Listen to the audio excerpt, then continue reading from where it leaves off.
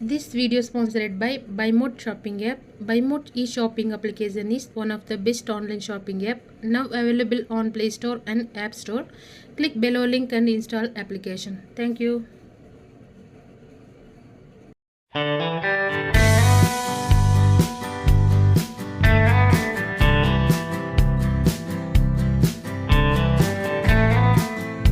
Hello friends, welcome to Madras Samayal. இன்னைக்கு நம்ம மெட்ராஸ் சமையல்ல ஈஸியான ஒரு சிக்கன் கிரேவி பண்ண போறோம். இது வந்து நம்ம அப்படியே ரெஸ்டாரன்ட்ல சாப்பிடுற மாதிரி செம சூப்பரா இருக்கும். இது வந்து ஆல்மோஸ்ட் எல்லாத்துக்குமே நான், சப்பாத்தி, இட்லி, தோசை எல்லாத்துக்குமே செம சூப்பரான காம்பினேஷனா இருக்கும். இப்போ வந்து இத நம்ம செய்ய ஆரம்பிச்சிடலாம். இது பண்றதுக்கு ஒரு panல 4 டேபிள் ஸ்பூன் எண்ணெய் சேர்த்துக்கோங்க.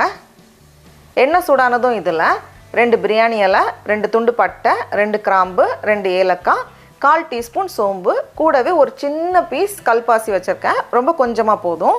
அதுக்கு அப்புறமா 2 காஞ்ச மிளகாய் சேர்த்துட்டு இதை வந்து ஒரு வாட்டி கலந்து வச்சிடலாம். கலந்ததுக்கு அப்புறமா இதுல 2 பெரிய சைஸ் வெங்காயம், அதை வந்து ரொம்ப சின்ன சின்னதா கட் பண்ணி வச்சிருக்கேன். அதை நம்ம சேர்த்துடலாம். மீடியம் சைஸ்டு வெங்காயம்னா 3 சேர்த்துக்கோங்க. இப்போ வெங்காயம் இந்த அளவுக்கு வதங்கினதும் இதுல 1 டேபிள் ஸ்பூன் இஞ்சி பூண்டு விழுது, கூடவே ஒரு கொத்து கருவேப்பிலை இலை சேர்த்துட்டு வெங்காயம் வந்து கொஞ்சம் பொன்னிறமா வதங்கி வரணும். வெங்காயம் கரிஞ்சிடக்கூடாது. இப்போ பார்த்தோம் அப்படின்னா எண்ணெய் லைட்டா பிரிஞ்சு வெங்காயம் நல்லா வதங்கி வந்திருக்கு. இப்போ இந்த ஸ்டேஜ்ல நம்ம ஸ்டவ்வை கொஞ்சம் சிம் பண்ணிட்டு மசாலாலாம் சேர்க்கலாம். 1/4 டீஸ்பூன் மஞ்சள் தூள், கூடவே 1 டேபிள் ஸ்பூன் மல்லித்தூள், 1 டேபிள் ஸ்பூன் மிளகாய் தூள். காரம் வந்து கொஞ்சம் குறைவா போதும்னா 2 டீஸ்பூன் சேர்த்துக்கோங்க. சேர்த்துட்டு நல்லா ஒரு வாட்டி கலந்ததுக்கு அப்புறமா இதுல நம்ம வந்து தக்காளி சேர்க்கணும். நான் வந்து ஒரு தக்காளியை மிக்ஸியில் மாற்றிட்டு நல்லா அரைச்சி இந்த மாதிரி எடுத்துகிட்டு வந்திருக்கேன்.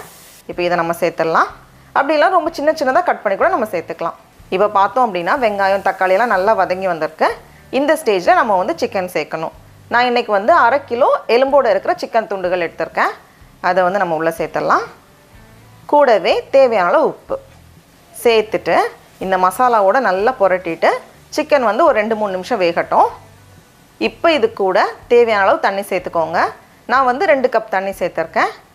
சேர்த்துட்டு இது வந்து ஒரு 5 நிமிஷம் போல் கொதிக்கட்டும். இது கூட சேர்க்குறதுக்கு நான் வந்து 8 போல் முந்திரி பருப்பை 10 நிமிஷம் தண்ணியில் ஊற வச்சுருந்தேன். இதை வந்து ஒரு மிக்ஸி ஜாரில் மாற்றிட்டு நல்லா ஸ்மூத்தாக அரைச்சி எடுத்துகிட்டு வந்திருக்கேன். எந்த வித நரையும் இல்லாமல் நல்லா ஸ்மூத்தாக இருக்குது. இப்போ நம்மளோட குழம்பு நல்லா கொதிச்சிட்ருக்கு. அதை வந்து அப்படியே சேர்த்துடலாம். கூடவே 1 டீஸ்பூன் கரம் மசாலா, அப்படி இல்லைனா சிக்கன் மசாலா கூட நம்ம சேர்த்துக்கலாம். கடைசியாக 1/2 டீஸ்பூன் மிளகு எல்லாத்தையும் சேர்த்துட்டு நம்ம நல்லா கலந்துட்டு மூடி வச்சுட்டு வேக வைக்கணும். கிட்டத்தட்ட ஒரு 20 நிமிஷம் போல் ஆகும். மிதமான சூடில் வச்சு நம்ம வேக வச்சிடலாம். இப்போ பார்த்தோம் அப்படின்னா குழம்பு நல்லா கொதிச்சுட்டு எண்ணெய் பிரிய ஆரம்பிச்சிருக்கு. இந்த ஸ்டேஜ் வரணும். குழம்பு ஆறுறப்போ இன்னும் கொஞ்சம் கெட்டியாகும். அதனால் நமக்கு வந்து தண்ணி வேணும்னா எக்ஸ்ட்ரா தண்ணி சேர்த்து நம்ம நல்லா கொதிக்க வச்சுக்கலாம். இந்த ஸ்டேஜில் கொஞ்சம் நறுக்கின மல்லி இலை சேர்த்துட்டு நம்ம ஸ்டவ் ஆஃப் பண்ணிடலாம். ஆஃப் பண்ணிவிட்டு ரெடியாக இருக்குது. நான் இன்றைக்கி வந்து சப்பாத்தியோட சாப்பிட போகிறேன். நம்ம டேஸ்ட் பண்ணி பார்க்கலாமா? ரொம்ப ரொம்ப சூப்பராக இருக்குது. நீங்களும் கண்டிப்பாக இந்த ரெசிபியை வீட்டில் செஞ்சு பாருங்கள். உங்களுக்கு இந்த வீடியோ பிடிச்சிருந்துச்சுன்னா மெட்ராஸ் சமையலுக்கு சப்ஸ்கிரைப் பண்ணுங்கள். நாவின் சுவை அரும்புகள் மலரட்டும்.